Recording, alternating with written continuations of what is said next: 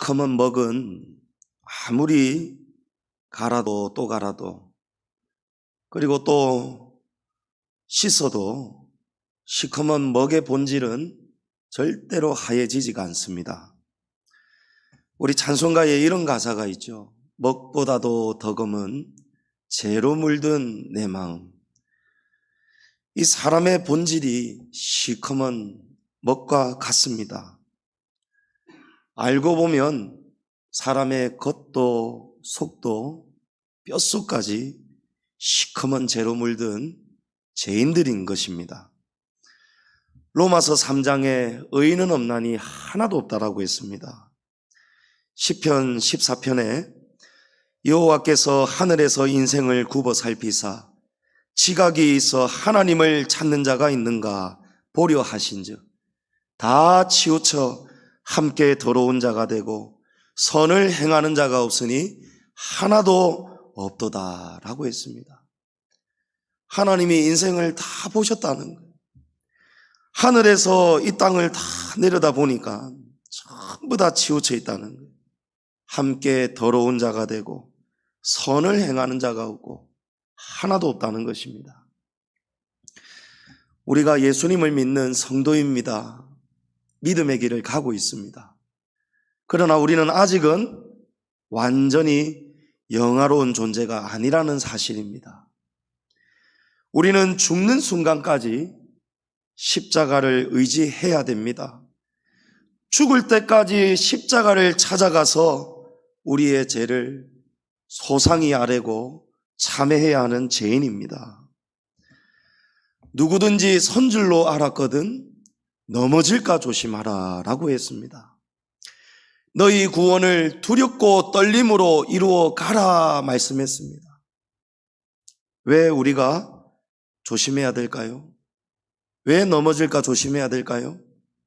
왜 두려워 떨며 구원을 이루어 가라고 할까요? 우리가 죄인이기 때문입니다. 죄인이기 때문입니다. 죄인이 자랑할 것이 한 가지밖에 없습니다. 죄인이 자랑할 게 뭐가 있겠습니까?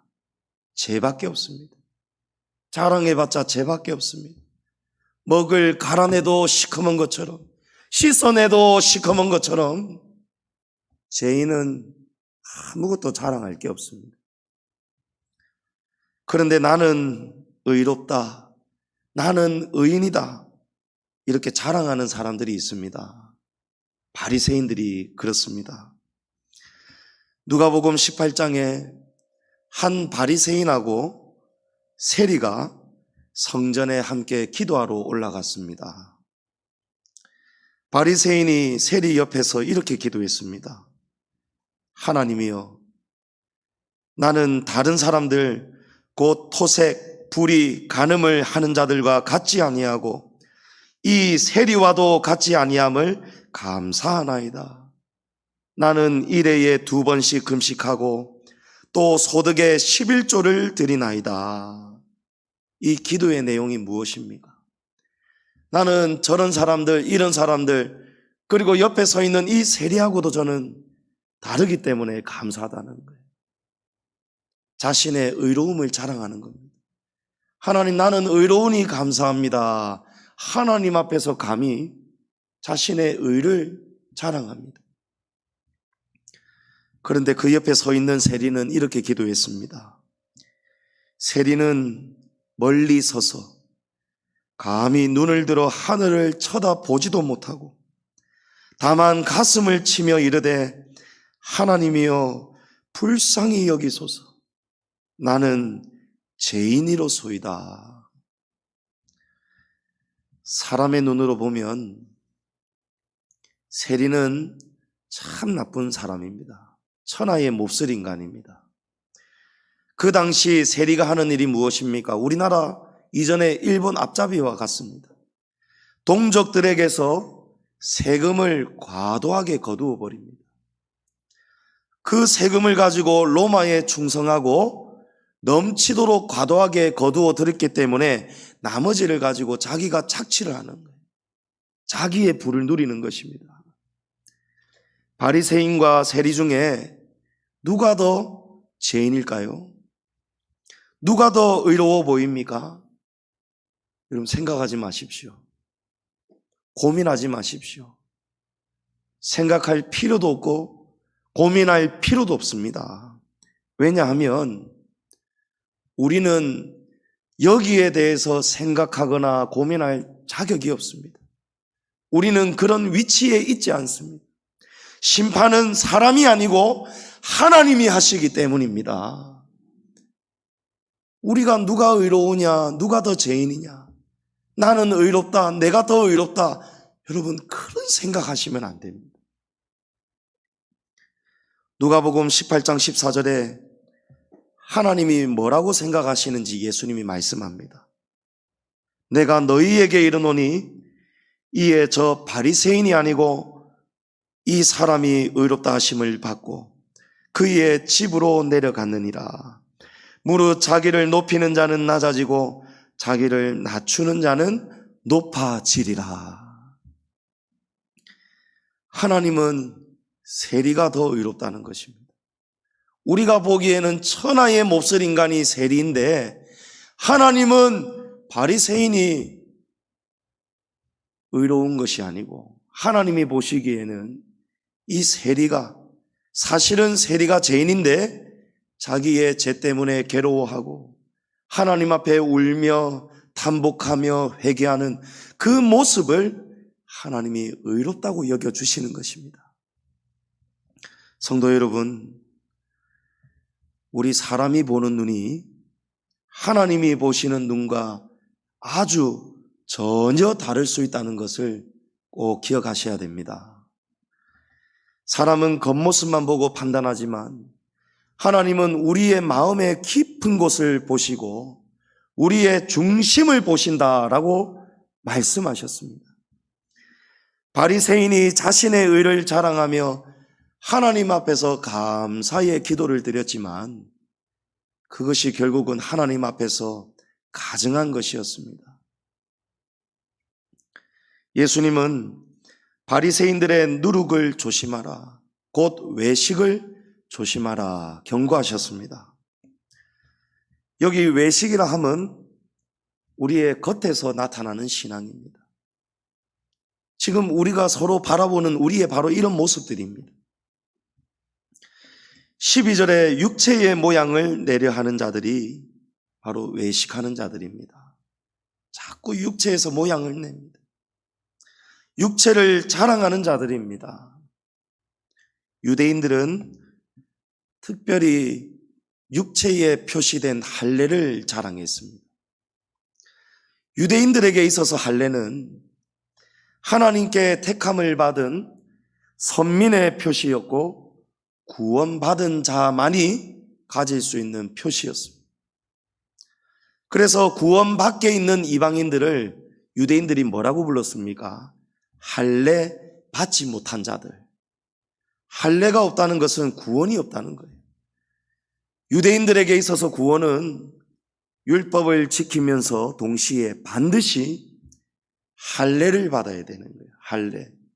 생식기의 표피를 벗겨내는 의식, 바로 그 할례를 받아야 되는 거예요. 이 할례는 하나님께서 언약을 맺으신 다음에 언약의 증표로 백성들에게 명령하신 것이 할례였습니다. 할례가 없으면, 육체의 할례가 있으면 구원을 받고 없으면 하나님의 언약 백성이 아니다. 이것이 유대인들이 가졌던 신앙관이었습니다.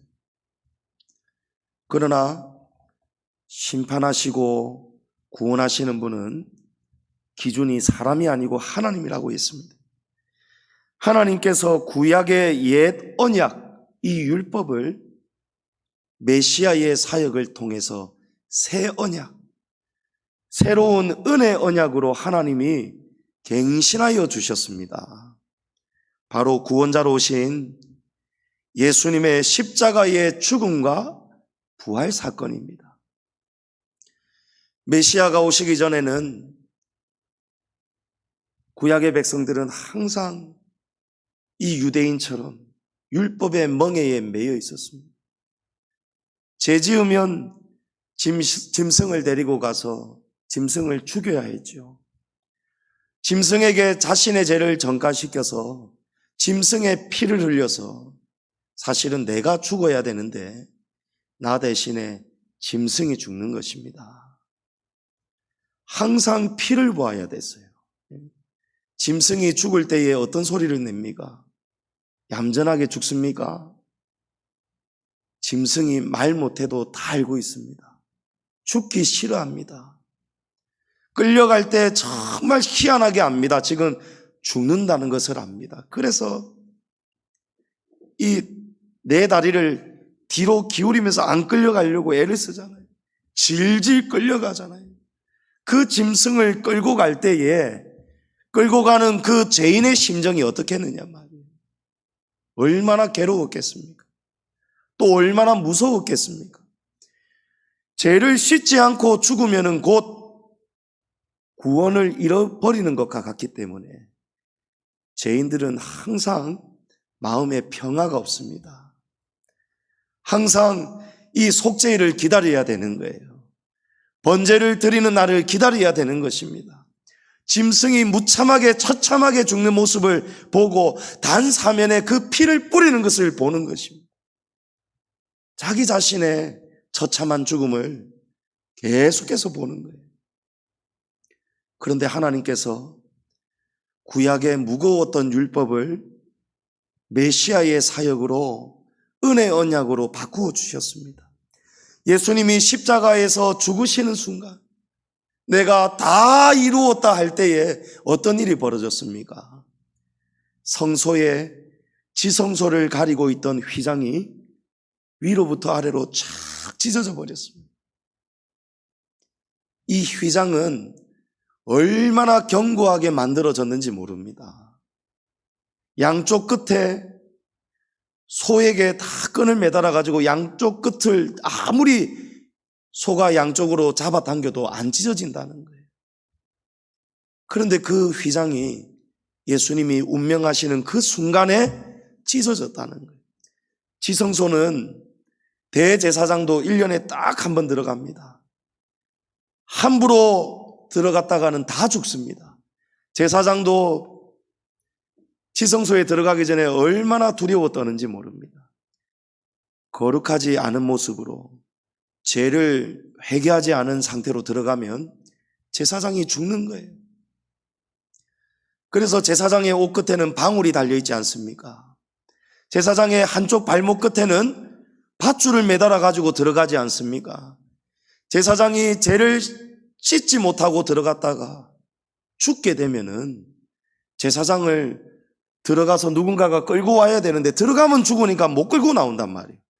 그래서 방울 소리가 들리지 않으면은 우리 제사장이 죽었구나. 그래서 밧줄을 끌어내야 되는 것입니다. 그만큼 두려운 곳이 죄를 씻는 곳이 지성소였습니다. 그런데 예수님이 십자가에서 운명하시는 순간 내가 다 이루었다. 무엇을 이루셨습니까? 무거운 율법의 멍에를 다 이제는 깨뜨리시고 예수 십자가의 보혈의 은혜, 새 은혜의 언약을 우리에게 열어주셨습니다. 예수님이 자기의 몸을 찢으시면서 성소의 휘장을 찢어주시면서 누구든지 언제든지 어디서든지 우리가 마음에 있는 지성소로 예수님을 부를 수 있도록 찾을 수 있도록 하나님께서 메시아의 사역을 일으켜 주신 것입니다. 그래서 이제 구약의 율법이 새로운 은혜 언약으로 갱신이 되는 것입니다. 하나님이 취소하신 것이 아니고 그 구원에서 훨씬 더 은혜로운 구원으로, 점진적인 구원으로, 새 언약으로 구약의 하나님이 예고하신 대로 하나님의 아들 그리스도를 보내주신 것입니다. 갈라디아서 2장 16절에 우리 다 같이 한번 읽어보겠습니다. 사람이 의롭게 되는 것은 율법의 행위로 말미암음이 아니요 오직 예수 그리스도를 믿음으로 말미암는 줄 알므로 우리도 그리스도 예수를 믿나니 이는 우리가 율법의 행위로서가 아니고 그리스도를 믿음으로써 의롭다함을 얻으려 함이라. 율법의 행위로서는 의롭다함을 얻을 육체가 없느니라. 아멘. 우리의 무거웠던 율법의 행위, 육체의 행위, 이제는 그 율법의 행위로는 의롭다함을 얻는 것이 아니고 예수 그리스도를 믿는 믿음으로 구원을 받게 되었습니다. 사람이 겉으로만 율법 지킨다고, 육체의 할례의 흔적만 가졌다고 구원을 받는 것이 아니라는 말씀입니다. 우리 성도는 예수님을 믿어야 구원을 받습니다. 그러나 중요한 진리가 있습니다. 믿음이 어떤 믿음이어야 됩니까? 우리는 믿는다라는 믿음이 어떤 믿음인 줄 알고 믿느냐 말이에요. 하나님이 받으시고 인정하시는 믿음이어야 됩니다. 바리새인은 자신의 믿음을 확신하고 있었습니다. 세리 옆에서 기도할 때에 자기의 구원을 확신하고 있었습니다. 바리새인이 보기에 세리는 구원이 없습니다. 죄인입니다. 가증합니다. 그러나 하나님이 어떻게 하셨습니까? 바리새인이 구원에서 떨어졌고 세리의 믿음이 구원을 받았다라는 것입니다. 여러분, 믿음입니다. 믿음. 내가 생각하는 믿음이 아니고 하나님이 인정하시는 믿음이 되셔야 됩니다. 고린도후서 13장에 너희는 믿음 안에 있는가 너희 자신을 시험하고 너희 자신을 확증하라고 했습니다. 믿음을 돌아보라는 거예요. 제가 아는 어떤 분이 얼마 전에 갑작스럽게 돌아가셨는데 굉장히 건강했습니다. 그런데 이분이 평생에 병원을 안 가셨다는 거예요. 40세부터 건강검진을 받아야 되는데 한 번도 받은 적이 없다는 거예요. 저도 2년 전에 받아야 되는데 받지 못했는데 올해는 꼭 받으려고 합니다. 점검해야 된다는 거예요. 평소 때에 자기의 건강을 확신하는 사람 있지요. 나는 끄떡없다. 나는 감기도 한 번 안 걸린다.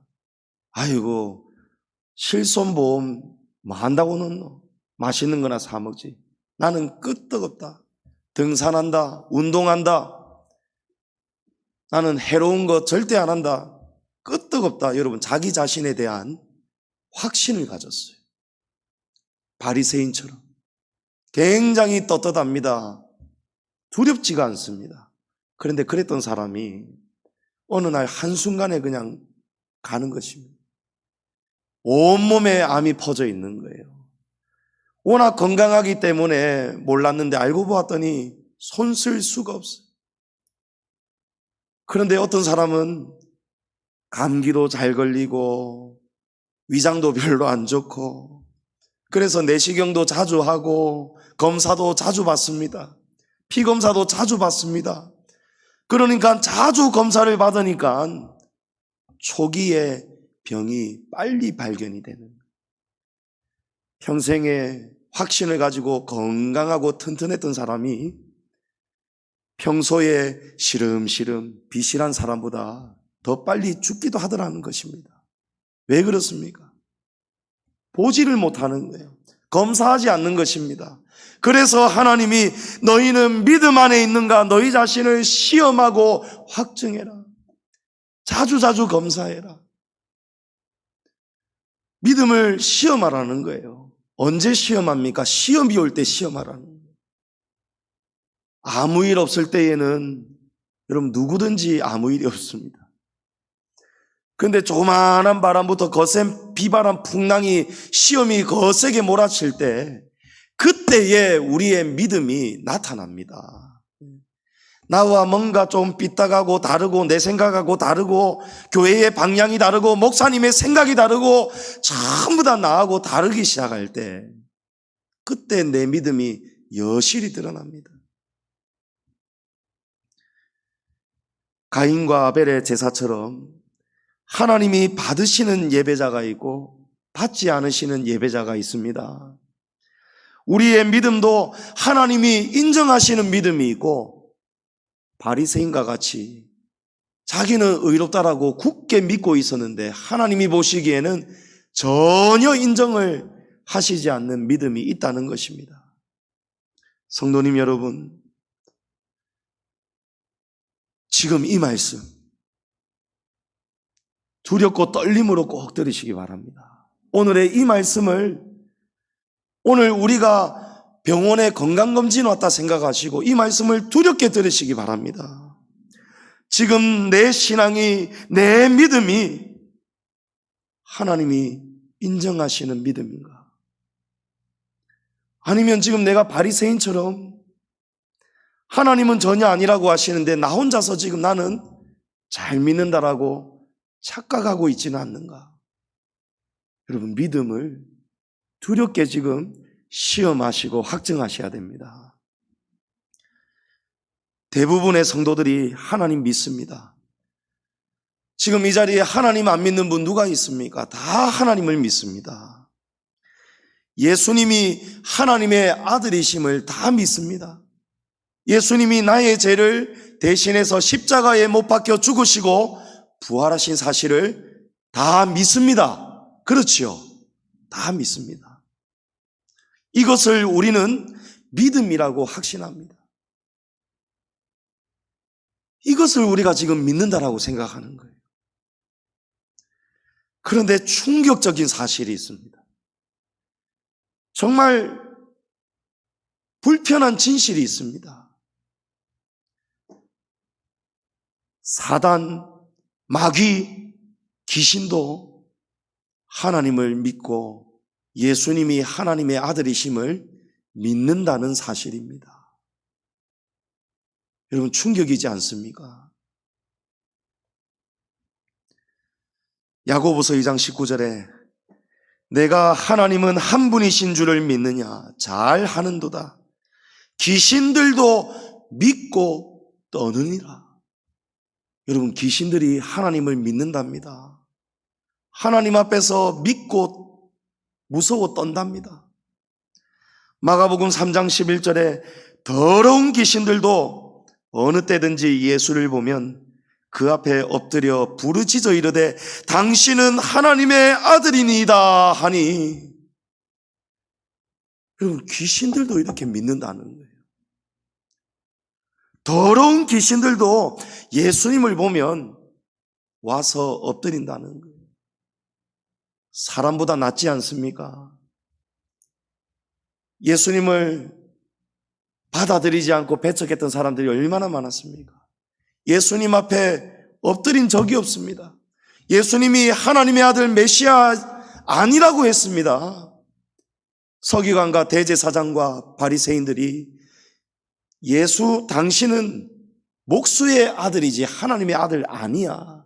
그래서 십자가에 못 박아버렸지 않습니까? 바리새인의 믿음보다도 이 귀신의 믿음이 훨씬 더 낫지 않습니까? 하나님을 믿는다는 거예요. 하나님을 믿고 떤다는 것입니다. 그런데 사단 마귀 귀신이 하나님을 믿으면서 떨면서 부르짖기까지 하면서 엎드리기까지 하면서 사단 마귀 귀신의 믿음의 결과가 무엇이냐는 거예요. 행함이 무엇냐는 거예요. 하나님의 일을 해방합니다. 교회를 마구마구 흔들어 버립니다. 성도들을 공격하고 성도들을 시험에 빠뜨려 버립니다. 이것이 사단 마귀 귀신이 하는 믿음의 결과입니다. 마태복음 7장에 예수님께서 거짓 선지자를 조심하라 했습니다. 거짓된 믿음을 가진 자들을 조심하라는 거예요. 나더러 주여 주여 한다고 천국에 들어가는 것이 아니라고 합니다. 하늘에 계신 아버지의 뜻대로 행하는 자라야 들어간다는 것입니다. 아멘이십니까? 주님 믿는다고 원수 마귀 사단 귀신이 하나님 안다고 믿는다고 사단 마귀 귀신이 천국 갑니까? 뭐까지요? 어림도 없는 사실입니다. 하나님의 뜻대로 행해야 들어간다는 거예요. 마태복음 7장 22절 이하에 그날에 많은 사람이 있다는 거예요. 많은 사람이 있다는 거예요. 멸망으로 인도하는 문은 그 길이 넓다라고 했습니다. 그리로 들어가는 자가 많다라고 했습니다. 여러분, 많은 사람들이 가는 길을 따라가시면 안 됩니다. 그날에 많은 사람이 나더러 이르되 주여 주여 우리가 주의 이름으로 선지자 노릇하며 주의 이름으로 귀신을 쫓아내며 주의 이름으로 많은 권능을 행하지 아니하였나이까. 그때에 내가 그들에게 밝히 말하되 내가 너희를 도무지 알지 못하니 불법을 행하는 자들아 내게서 떠나가라. 구원받을 줄 알았습니다. 당연히 천국 갈 줄 알았습니다. 능력이 있었습니다. 귀신도 쫓아내고 능력도 행했습니다. 선지자였습니다. 주님을 주여 주여 불렀던 종들이었습니다.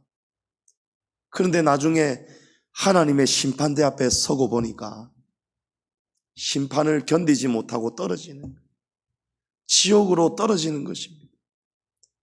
그때 주여 주여 불렀는데 예수님이 밝히 말씀하시는 거예요. 내가 너희를 도무지 알지 못하는데 불법을 행하는 자들아 내게서 떠나가라는 것입니다. 성도님 여러분, 성도인데도 목사인데도 믿음이 아닌 믿음이 있습니다. 하나님이 전혀 인정하시지 않는 믿음이 있습니다. 그런 믿음 생활을 하는 사람들이 있습니다. 사단과 같은 믿음이 있습니다.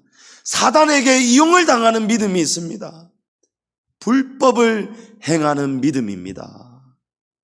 하나님 아버지의 뜻대로 행하는 믿음이 아니고 불법을 행하는 그런 믿음을 가지고 살아가는 성도들이 있다는 거예요.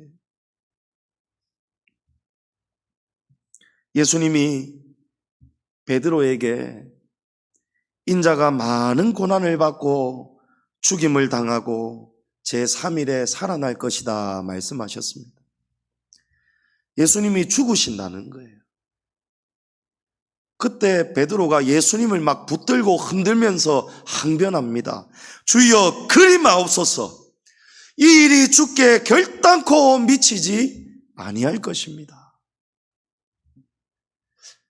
베드로의 모습, 우리가 사람으로 보면 정말 아름다운 모습이지 않습니까? 당연한 모습이지 않습니까? 진정 베드로가 과연 예수님을 정말 따르고 사랑하는 애제자가 분명하지 않습니까? 예수님 안 된다는 거예요. 예수님 죽으신다는데 주님 제가 절대 그리 되지 않도록 제가 막겠습니다 라는 거예요. 그러나 그 순간에 예수님께서 뭐라고 하십니까? 사탄아 내 뒤로 물러가라는 거예요. 너는 나를 넘어지게 하는 자로다. 내가 하나님의 일을 생각하지 아니하고 도리어 사람의 일을 생각하는도다. 무엇이 불법을 행하는 믿음입니까? 하나님의 일을 생각하지 않고 사람의 일을 생각하는 것이, 그것이 불법을 행하는 믿음이라는 거예요. 사단에게 속한 믿음이 바로 이런 믿음입니다. 불법을 행하는 믿음이 하나님의 일을 생각하지 않고 사람의 일을 생각하는 것이 불법이라는 거예요. 더 놀라운 사실은 베드로가 이 책망을 받기 전에, 사탄의 유혹을 받아서 사탄이 되기 전에 베드로가 바로 직전에 예수님께 칭찬을 받았습니다. 주는 그리스도시요 살아계신 하나님의 아들이십니다. 바요나 시모나 내가 복이 있도다. 이를 내게 알게 하신 이는 혈육이 아니다. 하늘에 계신 하나님이 내게 이 지혜를 주셔서 내가 아는 것이다. 베드로 안에 성령님이 계시다는 거예요. 하나님의 영으로, 하나님이 주시는 지혜로 베드로가 이 말을 했다는 것입니다. 그런데 바로 그 다음에 1분도 2분도 지나지 않아서 베드로가 사단의 말을 했다는 거예요. 방금 조금 전에 하나님의 일을 말했던 베드로가 조금 바로 찰나가 지나니까요, 사람의 말을 하더라는 거예요. 사탄의 말을 하더라는 거예요. 여러분, 이것이 먹보다도 더 검은 죄로 물든 저와 여러분의 죄된 속성입니다. 우리는 언제든지 넘어질 수 있는, 그래서 누구든지 선줄로 알았거든 넘어질까 조심하라는 거예요. 너희 구원을 두렵고 떨림으로 이루어 가라는 것입니다. 믿음을, 확신을 가지는 것은 좋지만 여러분, 자기 믿음을 날마다 시험하고 확증하셔야 됩니다. 올로 목사님 그 시처럼 내 생각이 지금 우주가 동의하는지 하나님이 동의하는지를 여러분이 보셔야 된다는 것입니다. 여러분, 내 생각 따라가면 안 돼요. 성도는 무슨 일을 하든지 무슨 말을 하든지 하나님의 뜻을 헤아리셔야 되는, 하나님의 뜻을 분별하고 조심히 말해야 됩니다. 조심히 두려워 떨면서 행동하셔야 되는 거예요. 내가 의롭다고 용감하게 말하면 안 됩니다. 아무나 함부로 비판하고 정죄하면 안 됩니다. 내 생각하고 하나님의 생각하고 내 방법하고 하나님의 방법하고 전혀 다를 수가 있다는 거예요. 하나님이 원하시는 믿음은 우리가 항상 사람의 일을 도모하는 것이 아니고 하나님의 일을 도모하는 것입니다. 사람의 생각에 끌려가는 믿음이 아니고 내 안에서 내 생각으로 그냥 나온다고 다 말하는 것이 아니고 행동으로 나오는 것이 아니고 하나님의 뜻을 항상 말씀 앞에서 그리고 하나님 앞에 기도하는 거예요. 우리의 싸움은 혈과 육이 아니라고 하죠. 영을 상대해야 된다는 것입니다. 하나님께 뜻을 구하고 하나님께 물으셔야 되는 거예요. 사람의 생각에 끌려가시면 안 됩니다. 이사야 55장에 악인은 그의 길을, 불의한 자는 그의 생각을 버리고 여호와께로 돌아오라고 합니다. 여기 악인이 누구일까요? 불의한 자는 누구일까요? 여호와께로 돌아오라는 거예요. 하나님께서 멸망받을, 구원받지 못하는, 택함받지 못하는 정말 사단마귀 귀신, 악한 인간들, 그들을 향해서 제발 돌아오라고 이 말씀 하시는 것이 아닙니다. 베드로도 하나님의 자녀였습니다. 자녀였는데 순간 사탄에게 잡히고 말았지 않습니까? 그런 자들을 향해서 하나님이 다시 생각을 버리고 오라는 거예요. 악인은 그의 길을, 불의한 자는 그의 생각을 버리고 여호와께로 돌아오라. 그리하면 그가 긍휼히 여기시리라. 우리 하나님께로 돌아오라. 그가 너그럽게 용서하시리라. 이는 내 생각이 너희의 생각과 다르며 내 길은 너희의 길과 다름이니라. 여호와의 말씀이니라. 여러분, 여호와의 말씀이라는 거예요. 주님의 나라가 왜 회방을 받습니까? 주님의 교회가 왜 자꾸 이렇게 흔들립니까? 누가 지금 이런 짓들을 합니까? 사단마귀 귀신이 이런 짓들을 하는 거예요. 나도 모르게, 저도 모르게, 아무도 모르게 감쪽같이 마치 나인 것처럼 들어온단 말이에요. 사람의 생각하고 전부 다 철학과 지식을 가지고 자신의 밝은 계산머리를 가지고 우리는 전부 다 생각하는 거예요. 하나님의 생각으로 사는 것이 아니고 하나님의 방법으로 사는 것이 아니고 전부 다 내 눈에만 보이는 대로 사는 거예요. 여러분, 하나님의 생각이 우리의 생각하고 다르실 때가 있어요. 마리아가 예수님을 위로하기 위해서 향유옥합을 깨뜨렸지 않습니까?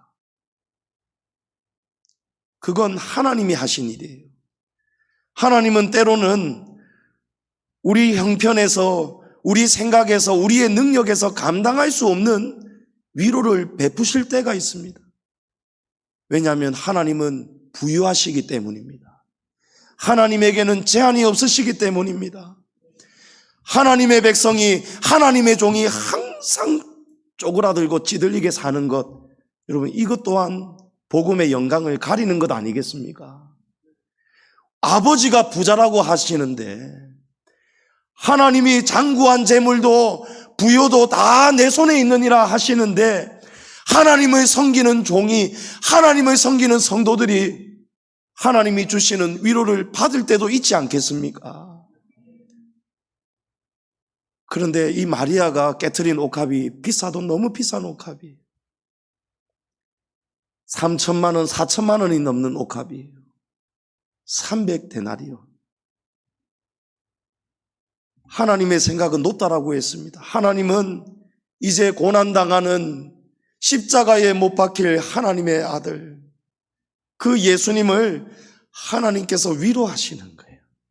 마리아를 통해서, 그 가난한 마리아를 통해서 4천만 원 정도 되는 옥합을 한순간에 깨뜨려서 예수님의 머리에 붓고 발에 적실 때에 사람의 생각은 어떻게 나옵니까?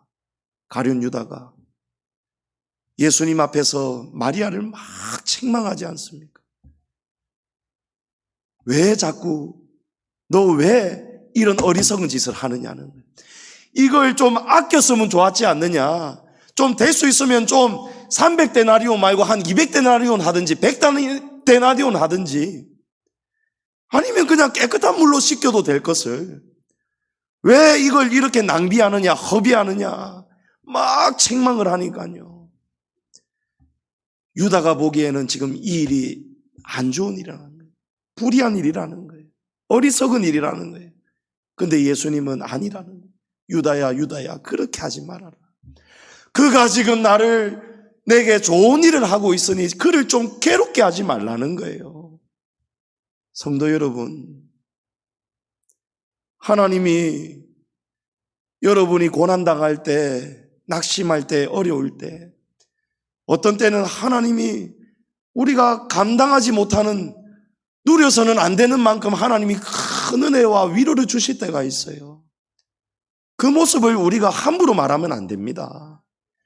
하나님이 사인을 주시고 표적을 주시고 하나님이 은혜를 주실 때는요, 우리가 같이 축하해주고 같이 기뻐해줘야 되는 거예요. 하나님은 사람의 생각하고 다르다는 거예요. 그런데 우리는 자꾸 사람의 일을 생각합니다. 사람의 기준으로 바라봅니다. 그 믿음이 어떤 믿음입니까? 불법을 행하는 믿음이라는. 하나님의 뜻은 전혀 그게 아닌데 왜 너희는 그것을 자꾸 불법을 행하느냐는, 왜 내 뜻을 가로막느냐는 거예요. 여기 악인은 사람 중심, 사람의 생각을 다 따라가는 바로 그런 사람들입니다. 대표적인 것이 바로 바리새인들이에요. 하나님을 사랑하고 율법을 목숨처럼 지켰고 육체의 할례를 행하는 것이 바리새인들의 믿음이었습니다. 그래서 할례를 받지 않는 그리스도인들에게 오늘 본문 속에서 이 유대인들이 할례를 강요했던 것입니다. 그렇게 해서는 안 된다는 거예요. 여러분, 잘못된 믿음을 강요하는 것입니다. 여러분, 이것이 악입니다. 내 믿음을 보고 누군가가 잘못된 믿음을 따라와 버린다. 여러분, 그 죄값이 우리 자신에게도 있다는 것을 기억하셔야 됩니다. 남을 넘어뜨리게 하면 안 되는 거예요. 그래서 우리의 믿음이 나만 잘못되면 상관이 없다, 여러분, 그렇게 생각하면 안 되는 거예요. 남을 망하게 합니다. 특별히 부모의 믿음이 얼마나 중요한지 모릅니다. 부모가 교회를 섬기는 모습을 자녀들은 보고 자라는 거예요. 하나님을 두려워하셔야 돼요. 주님의 교회를 섬기는 부모의 신앙을 자녀들을 위해서 두려움으로 섬기셔야 되는 거예요. 모든 것은 하나님의 뜻입니다. 모든 기준은 하나님의 뜻입니다.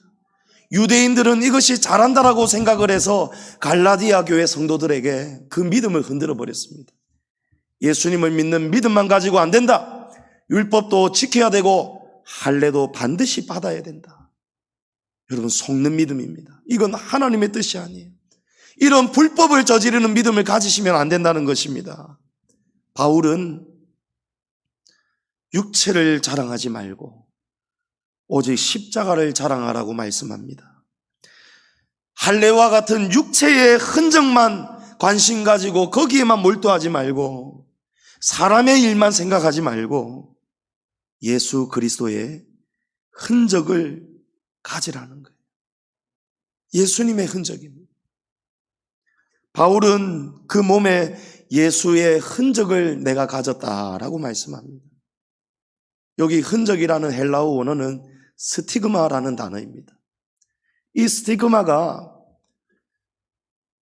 그 원어의 용례와 뜻을 보면 낙인입니다. 낙인. 고대에 오늘도 짐승 가축에게 그렇게는 잘 안 합니다만은 지금은 그냥 길을 뚫어서 인식표를 붙이죠. 그런데 고대에는요, 종들에게 정말 잔인한 방법으로 도장을 달구어 가지고 사람의 이마에 아니면 요 가슴에 팔이나 얼굴에 짐승의 가죽에 주인의 소유물이라는 증표를 뜨겁게 낙인을 찍어 새겨버렸습니다. 바울이 말하는 흔적이 바로 그것입니다. 낙인이 찍힌 노예는 아무 데서나 함부로 말하거나 행동하지 않습니다. 왜냐하면 노예가 종이 실수하거나 잘못하면 그것이 곧 주인의 이름을 실추한 것이기 때문에, 그리고 주인에게 혼이 나기 때문에 낙인이 찍힌 노예는 종은 아무데나 함부로 가지도 못하고 행동하지 않습니다. 도망도 못 칩니다. 주인의 영역을, 주인의 뜻을 벗어나지 못합니다. 주인이 계시지 않아도 두렵기 때문에 주인의 뜻을 기억합니다. 낙인을 볼 때마다 말입니다. 제가 어렸을 적에 혼이 나거나 이럴 때에 TV 채널 돌리는 것 갖고 싸우고 이럴 때 부모님이 TV 못 보게 하셨어요. TV를 못 보게 하셨어요. 그래서 혹시라도 몰래 TV를 볼까 싶어가지고 요 돼지코 앞에 있는 요 뾰족한 거 요 꼽는 젠더 있지 않습니까? 이거를 빼놓으셨어요. 근데 옆방에 가면 선풍기 앞에 똑같은 게 또 달려 있거든요. 이걸 떼가지고 꼽아가지고 TV를 보면 되는 거예요. 어느 날 한 번은 제대로 걸려버리고 말았습니다. 제대로 걸려버리고 말았어요. 그럼 낙인은 그런 것입니다. 낙인은 부모님이 안 계셔도 보시지 않아도 그리스도 예수의 흔적, 예수의 낙인이 있는 사람은 어디를 가든지 어디에서 무슨 행동을 하든지 예수님이 지금 나를 보고 계신다. 나는 예수님의 것이다. 나는 그리스도의 것이다. 나는 이제 내가 사는 것이 아닙니다. 주님, 나는 지금 보이지는 않지만 내 이마에 곳곳에 예수님의 낙인이 찍혀 있습니다. 예수님의 흔적이 찍혀 있습니다. 우리가 날마다 거울 보실 때마다 나는 예수의 것입니다. 내 안에 예수의 흔적이 있습니다. 사도 바울은 나는 날마다 죽는다는 거예요. 왜 날마다 죽습니까? 사울은 항상 자기의 몸에 예수님의 흔적이 있었기 때문입니다. 그래서 이제는 내가 사는 것이 아니라는 거예요. 나는 죽고 그리스도께서 사는 거예요. 사람의 일을 도모하는 것이 아니고 내 생각으로 그냥 나오는 대로 말하는 것이 아니고 예수님을 통해서 하나님의 생명을 통해서 하나님으로 말하고 하나님으로 생각하고 하나님의 말씀으로 사는 것. 여러분, 그 사람이 예수의 흔적을 가진 사람입니다. 예수의 흔적을 가진 성도는 옛사람을 이제 부인합니다. 내 자아를 못 박아버립니다. 내 생각은 정말 받아들일 수가 없는데, 그러나 하나님 앞에 씨름하는 거예요. 하나님 앞에서 내 믿음을 시험하고 확증하는 것입니다. 하나님, 내가 지금 불쾌합니다. 나는 진짜 보기가 싫습니다. 이런 일을 나는 보기가 싫습니다. 그런데 하나님의 생각은 혹시 다를 수도 있기 때문에 내가 함부로 말하지 않고 내 뜻대로 행동하지 않고 지금 하나님 앞에 엎드립니다. 여러분, 기도해 보십시오. 그러면 하나님이, 그래, 내 생각은 다르단다. 내 생각은 너희의 생각과 다르단다. 내가 지금 이 일을 지금 내가 인도하고 있단다. 우리 뒤에 주차장을 살 때에도 하나님이 처음부터 끝까지 하나님이 행하신 일이었는데 중간에 그 일을 전혀 다르게 보고 시험에 들어서 교회를 어지럽히고 교회에 해방을 놓고 나갔던 분들이 계셨어요. 여러분, 지금 와서 한번 생각해 보니 어떻습니까? 하나님의 생각과 우리의 생각이 너무도 달랐지 않습니까? 하나님은 불가능한 것을 가능하게 하시는 분입니다. 그런데 우리가 알면서도 왜 이 믿음이 나오지 않느냐는 거예요. 왜 내 믿음을 가지고 살고 하나님의 믿음으로 우리가 살지 않느냐는 거예요. 하나님의 일을 도모해야 되는데 왜 우리는 돌아서면은 사단에게 빠졌던 베드로가 되고 마느냐는 거예요.